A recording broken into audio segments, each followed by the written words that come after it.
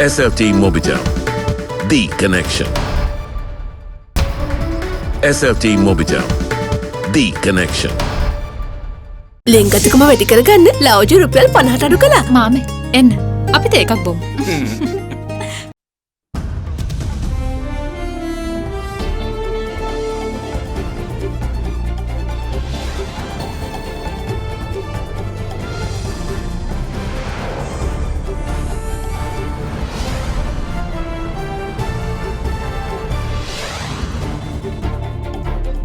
Tonight, keep me safe.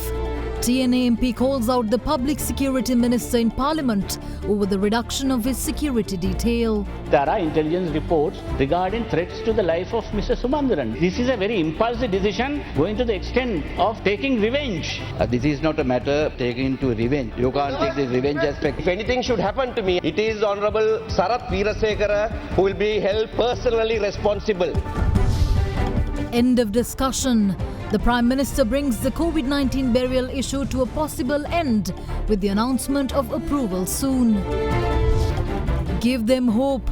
EU envoy calls on the government to give investors a sense of certainty over import restrictions. We need recognition that there is an import ban. We are told that there's no import ban. Sri Lanka would benefit tremendously from giving horizon to the traders and investors. All this and much more coming up on this Wednesday, the 10th of February 2021. Buy a 2-litre Coke and get a glass free. Alcohol අඩංගු hand sanitizer භාවිත කරන්න. ලෙඩ රෝග ඇති කරන විෂ බීජවලට එරෙහිව සටන් කරන්න. හඳුන්වා දීමේ මිල රුපියල් 350යි. From AdaDerana, this is AdaDerana First at 9. Live from Studio 24 in Colombo.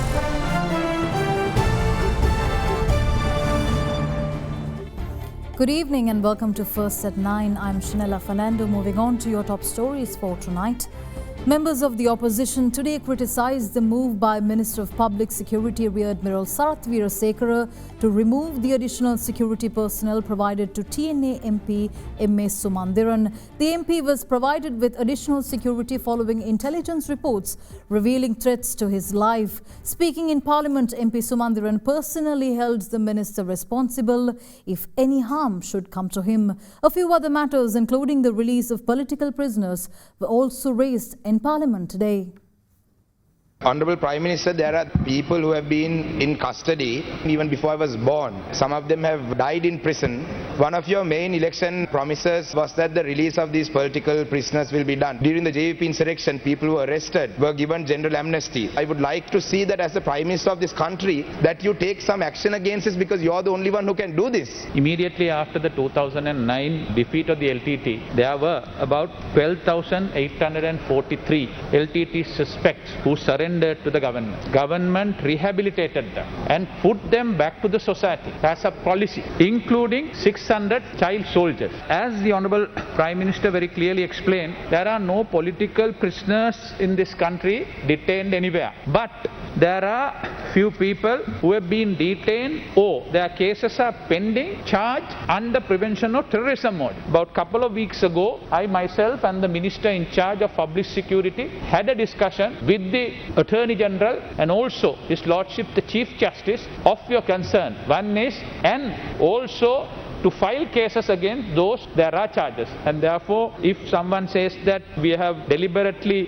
kept them behind, it's a very limited number. The charges against them are grievous, and also the Honorable Attorney General had been asked to look into those individually. So we will keep you updated on the progress to the House and to you, Honorable Member. It's very ironic that the Justice Minister is responding to these questions when the Honorable Justice Minister's own community's issues cannot be resolved by himself and the Prime Minister. You said that it was very serious concerns that they are detained against, but some of them have been detained most recently for posting photos on Facebook and posting a poem on Facebook. I am very shocked that that's a grievous crime. Meanwhile, parliamentarian Rauf Hakim raised concerns over the stripping of the civic rights of opposition politicians and urged the government to let Parliament decide on the matter as per the powers vested in it. about this Presidential Commission report to be tabled in Parliament. Now this is a matter regarding which several party leaders and members of Parliament of the current Parliament as well as other party leaders outside Parliament have all been named, and that a special Presidential Commission has also been appointed with instructions to consider whether the civic rights of those members could be removed. The guillotine is hanging over our necks, and it is pertinent because this other Presidential Commission relating to political victimization, it is connected to that. So according to the Special Presidential Commission law, it is finally the Parliament which votes to take away the civic rights of the people concerned. So therefore it's a matter for Parliament, and therefore you can't deny the rights of those people and then leave us in abeyance without producing the report. Forthwith, by tomorrow or day after, the report must be produced in Parliament, so we should be able to examine it. The removal of additional security provided to Ilangai Tamil Arasu Katchi Representative MP M.A. Sumandaran took centre stage today, with MPs requesting the Speaker to ensure the protection of the MP. Regarding Mr. Sumandaran's protection, I am sure the Minister in charge of Public Security is quite aware that there are intelligence reports regarding threats to the life of Mr. Sumandaran. That is why special protection was given to him. Of course, LTT may not be there, but we all know his political stand. There are certain extremist elements on both sides who are opposed to him. So there is a real danger, and I don't think this kind of impulsive decision should be taken just because he took part in a procession where legitimate political issues were raised. This is a very impulsive decision going to the extent of taking revenge. This is not a matter taking to revenge, right? You can't take the revenge aspect. ගරු කතානායකතුමනි, මගේ යටතේ ඉන්න police හමුදාව සහ විශේෂකාර බලකාය නිවට හමුදාවක් කරන්න මම කැමති නැහැ. මේ සුමන්දරන් කියන മന്ത്രിවරයා මීට මාස කිහිපයකට ඉස්සෙල්ලා STF එක එළිය තියාගෙන ඔව් කාමරයක් ඇතුළට ගිහිල්ලා විශේෂකාර බලකාය සහ හමුදාව ඝාතනය කරපු ත්‍රස්තවාදියෙක්ව සැමරුවා. එතකොට එතින්දි තමයි අපි මෙයාව මේ STF එක එළියට ගන්න හිතුවේ. නමුත් ඊට පස්සේ මම එතුමාට පුද්ගලිකව කතා කරලා කිව්වා ඔබතුමාට තර්ජනයක් තියෙන නිසා අපි මේක තියන් ඉන්නවා කියලා පළවෙනි වතාවට දුන්න සමාව. ඊට පස්සේ තමයි උසාවි නියෝගය නොතකා නීති විරෝධී උද්ඝෝෂණයකට යනකොට නීත්‍යානුකූල හමුදාවකට ඒ වගේ පුද්ගලයෙක්ට ආරක්ෂාව දෙන්න බෑ. එතුමාගේ ආරක්ෂාව සම්පූර්ණයෙන් නැති කළා නෑ. එතුමාට MSC දෙන්නෙක් ඉන්නවා සහ පොලිසිය තව දෙන්නෙක් ඉන්නවා. 4 දෙනෙක් ඉන්නවා. එතුමාගේ මේ සාමාන්‍ය മന്ത്രിවරයෙක්ට දෙන ආරක්ෂාව දීලා තියෙනවා. I heard the Honourable Minister for Public Security say that I have violated court orders. I want to clarify that. These court orders has to be against named persons. There is no court order against me anywhere. Therefore, I have not violated any single court order. But even if I did, that is no reason to remove the special security accorded to me on account of threat assessment that they themselves have done. The Honourable Minister was good enough and told me that the threat still persists. More than 30 persons are in remand for attempting on my life. I didn't know that I was that important, but this is what the state has done. I have not made even one single complaint. If that be so, I don't think it lies well in the mouth of the minister to say, we gave him a pardon once, now we can't. What is there to give pardon? I don't need any pardon from anybody. I haven't done anything wrong. If there is threat to my life, and you yourself have said it, then it is incumbent on the state to provide that special security which you deemed necessary. How I behave is of no relevance to the matter of granting me security. And if anything should happen to me, it is Honourable Sarath Veerasekara who will be held personally responsible. Pay just 500,000 rupees to reserve your unit today. Mulberry Residence. At a time when the debate on cremation versus burial seems to not have an end in sight, Prime Minister Mahinda Rajapaksa today gave assurances in Parliament that burials of COVID-19 deceased will be allowed soon. The Prime Minister gave this assurance in response to a question posed by opposition parliamentarian S.M. Marikar. The Sri Lankan government's decision to cremate COVID-19 victims sparked severe opposition from many factions, especially from members of the Muslim community. The island's high water table gave rise to fears of a possible spread of the virus from contaminated water, following which cremation was made mandatory to prevent the risk of an outbreak. In December last year, the Ministry of Health appointed a panel of virologists, microbiologists and immunologists to provide their expertise on the safe disposal of human remains of COVID-19 infected deceased. The panel was requested to provide scientific evidence and expert opinions on the behavior of the SARS-CoV-2 virus in corpses of COVID-19 infected and to provide recommendations on whether burials could be a safe option. The United Nations too raised their concerns with the government, urging it to end its policy of what it termed forced cremation of COVID-19 deceased. In such a backdrop, Prime Minister Mahinda Rajapaksa today announced in Parliament that burial of COVID-19 deceased will be allowed. අරු කතානායකතුමනි ඊයේ මේ සභාගර්භයේදී අපේ සුදර්ශනී ප්‍රනාන්දුපුල්ලේ ඇමතුමිය රෝහණ බණ්ඩාර මැතිතුමාට උත්තරයක් දුන්නා වතුරෙන් Covid හැදෙන්නේ නැහැ කියලා ඉවරලා. එහෙමනම් දැන්වත් අපි අහන්න කැමති අගමැතිතුමාගෙන් මේ භූම දානය සඳහා අවසර දෙන්න. අගමැතිතුමා මේ ආපු ප්‍රශ්නෙට මට කියන්න දෙන්න භූම දාන කරන්න ඉඩ දෙනවා. Sri Lanka reported its highest ever single-day COVID-19 infections during yesterday of 976 cases, which Director General of Health Services Dr. Asela Gunawardena attributes to the clearance of a backlog and issues with PCR testing and laboratory facilities. Meanwhile, Professor N.K.D.K.I Malavige of the Department of Immunology and Molecular Medicine at the University of Sri RANATUNGA says that data shows that Sri Lanka has only a single less dangerous virus variant, unlike in South Africa or the UK.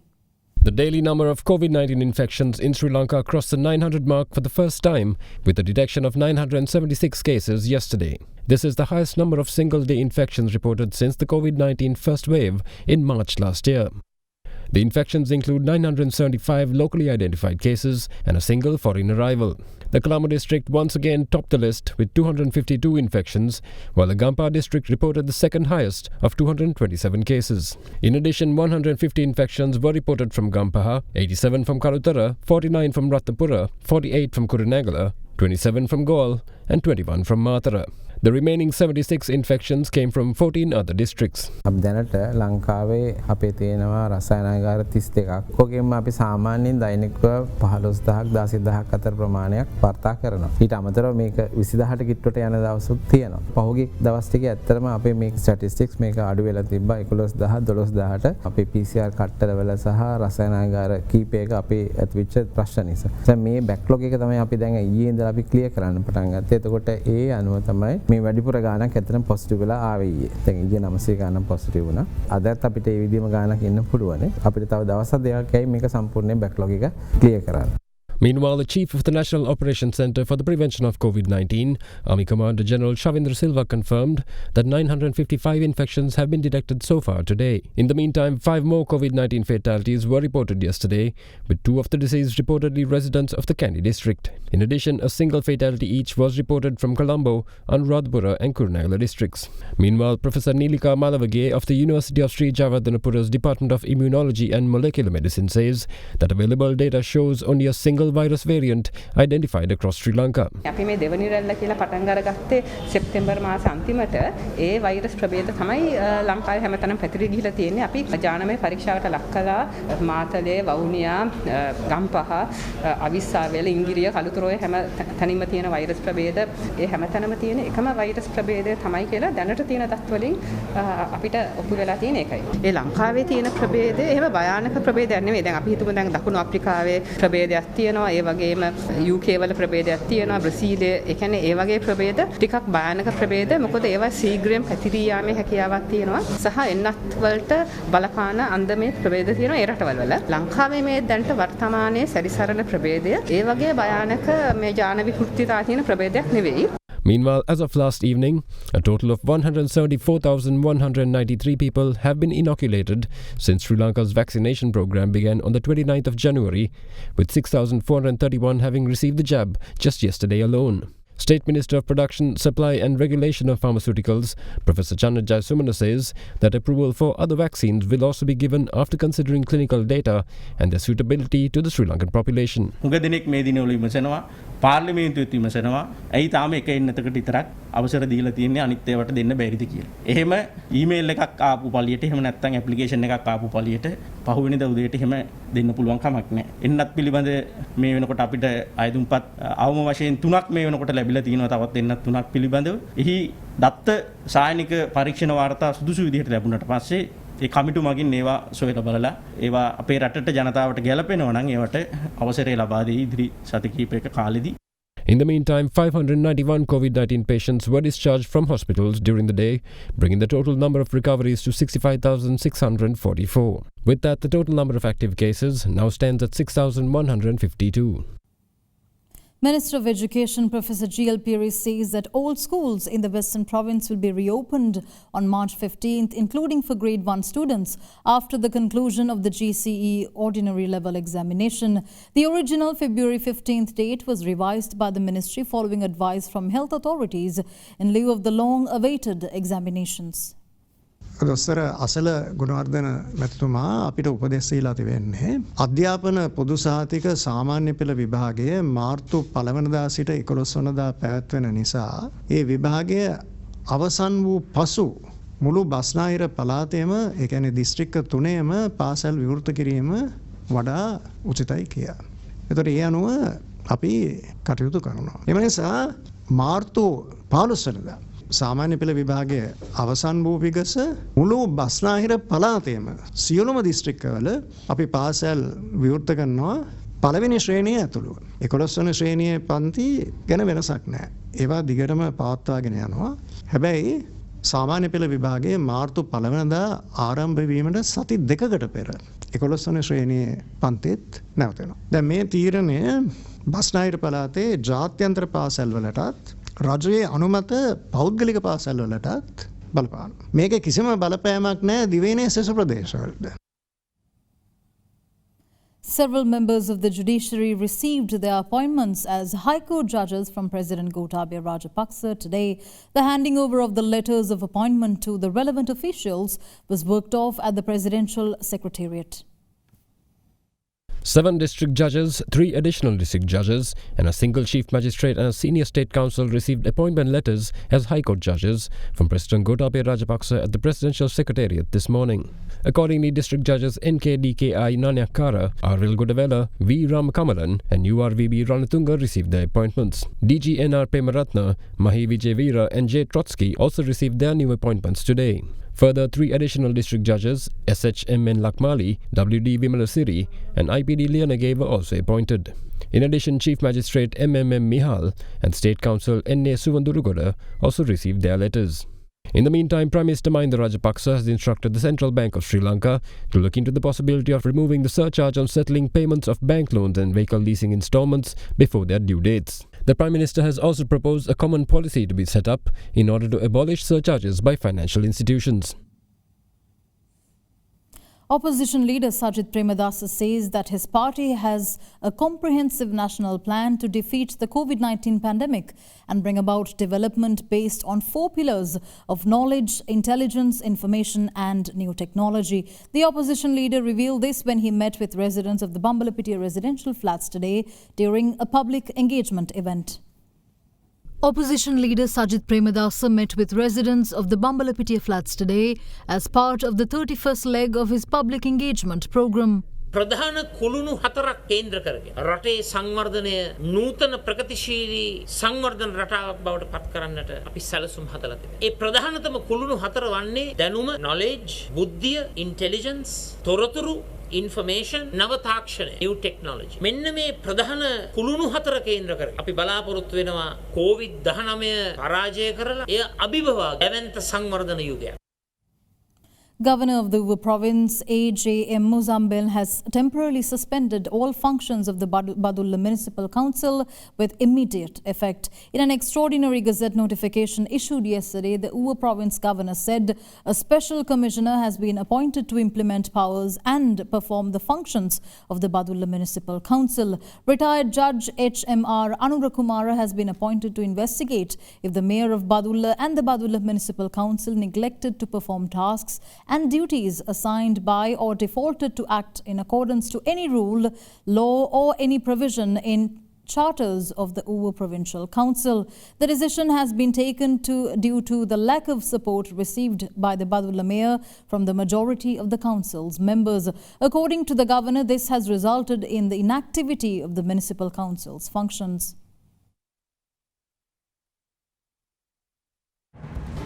We'll return after this short commercial break. Don't go anywhere.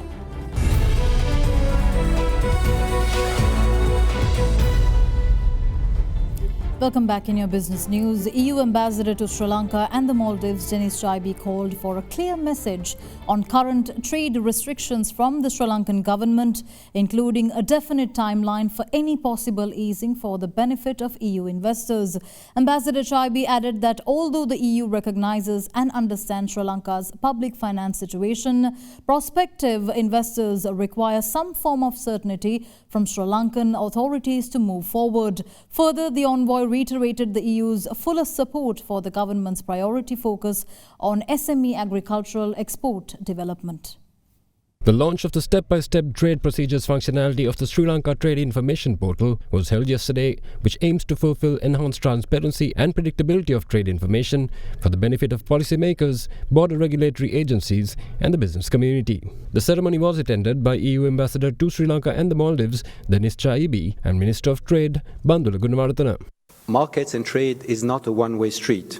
We have full consideration for the public finances situation of Sri Lanka, which has been heavily impacted by COVID. But we need three things. We need recognition, notification and a horizon. We need recognition that there is an import ban. Sometimes we are told that there's no import ban, but just impediment for the banks to pay in foreign currencies. But these payments are linked to products. So we have to recognize that there are trade restrictions. And then when we recognize that, we can notify that to the WTO and work together in the international organization that is precisely set up to deal with this kind of issue. And then I think Sri Lanka would benefit tremendously from giving a horizon to the traders and potential investors until when the measures will be in place so that people can prepare and also can invest. And there it's very important. If we want to attract foreign direct investment in Sri Lanka, we need to have certainty and we need to be able to export. So in order to attract foreign direct investment, we have to give a horizon on the trade restrictions. But this in full respect of whatever the Sri Lankan government decides. And here, that's my third point. If you look at this project, it's in full respect of the government's priorities. We don't have an agenda. We are not a military superpower. We are a standard superpower and a lifestyle superpower. We live very well in Europe.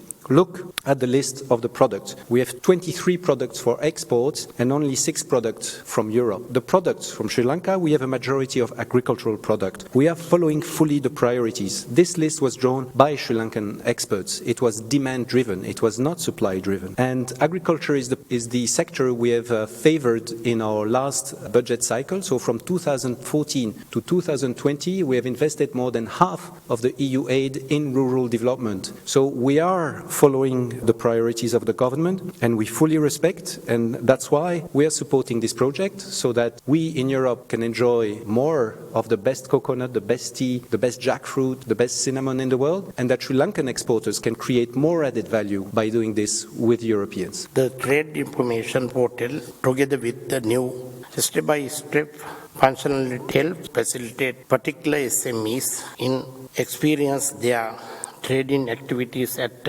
lowest cost in a short time. As you all are aware, my ministry is committed to building their capacities. The project of Export Processing Village, expected to establish 1,000 EVPs, is an initiative of my ministry. It is set to link up agriculture, fisheries, industries and services sectors to export companies. It will have the dual goals of developing rural production within a formal experience model and link those with the export supply chain, as well as to upgrade local production industries as import replacements. It is also important to note that awarenesses of our insights in how many procedures and measures are in the existence when doing trade with Sri Lanka. There is a greater scope for all our policymakers to reduce the number of procedures and also avoid duplication of any. The old share price index fell by 2.9% or 231.34 points to end at 7,732.43 points, while S&P SL 20 index of more liquid stocks fell by 2.59% or 82.22 points to end at 3,087.70 points. Market turnover was 5.1 billion rupees, where 22 stocks gained and 189 fell. Here's Dimantha Matthew with the day's market report. Today we are seeing a major downward spiral in the market, with today's index declining by around 231 points, with the ASPI hitting around 7,700 levels now. So at this point of time we are seeing the S&P SL 20 index also coming down. Today it's down by around 82 points, slightly lower than the broad index. However, what we are seeing is selling pressure across the board. Retail selling pressure is very high. There's a lot of panic selling also taking place in the market. In addition to that, what we are also witnessing is foreign selling pressure in the market, and this foreign selling pressure is today around net of 335 million rupees. With that, we wrap up tonight's edition of First at 9. Thank you for joining. Have a good night.